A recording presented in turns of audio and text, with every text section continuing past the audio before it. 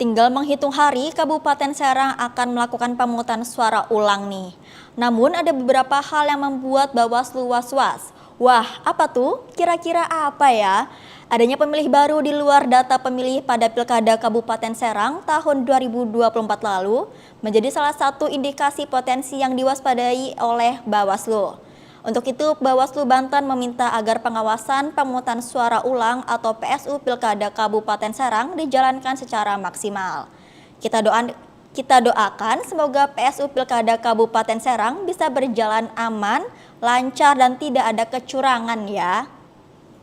Pelaksanaan PSU Pilkada Kabupaten Serang memiliki tingkat kerawanan yang sama seperti pelaksanaan Pilkada tahun 2024 lalu.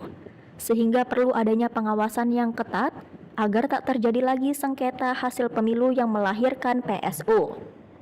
Koordinator Bidang Humas dan Data pada Bawaslu Provinsi Banten, Sumantri mengatakan pada hari pelaksanaan PSU, ada beberapa hal yang menjadi aspek kerawanan pada pelaksanaan PSU yang akan dilaksanakan pada Sabtu 19 April tahun 2025. Sumantri mengatakan salah satu aspek yang menjadi kerawanan yaitu adanya tambahan data pemilih di PSU Kabupaten Serang tahun 2025.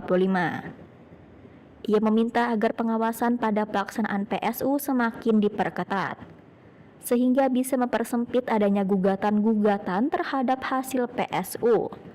Bukan hanya para pemilih, tapi juga pada penyelenggara pemilu dan semua masyarakat untuk melakukan segera di mana kerawanan tersebut data pemilih harus sesuai dengan DPK, DPT, dan juga DPTB. Kemudian ada alih status ya, TNI Polri yang awalnya tanggal 27 November, saat ini dia menjadi alih status fungsi pekerjaannya. Itu juga dijadikan sebuah ruang sempit untuk bagaimana nanti kemudian akan terjadi PSU kembali dan PSU pada saat itu ya nanti mungkin ada lagi kekeliruan saya tidak menyatakan kesalahan kekeliruan yang terjadi nanti akan jadi bekal untuk diajukan pemohonan kepada MK gitu kan. Jadi ruang-ruang sempit itu yang saya maksud biar agar nanti kemudian masyarakat itu memahami larangan maupun kewajiban tersebut pada saat 19. Potensi pelanggaran masih serupa dengan pemilu sebelumnya atau kalau pelanggaran pelanggaran itu kita belum bisa menemukan ya, ada laporan. Potensinya lebih besar atau lebih kecil? Potensinya ya sama ya. Potensi itu terjadi lah, kita nggak jauh beda kayak pelanggaran terkait dengan netralitas gitu.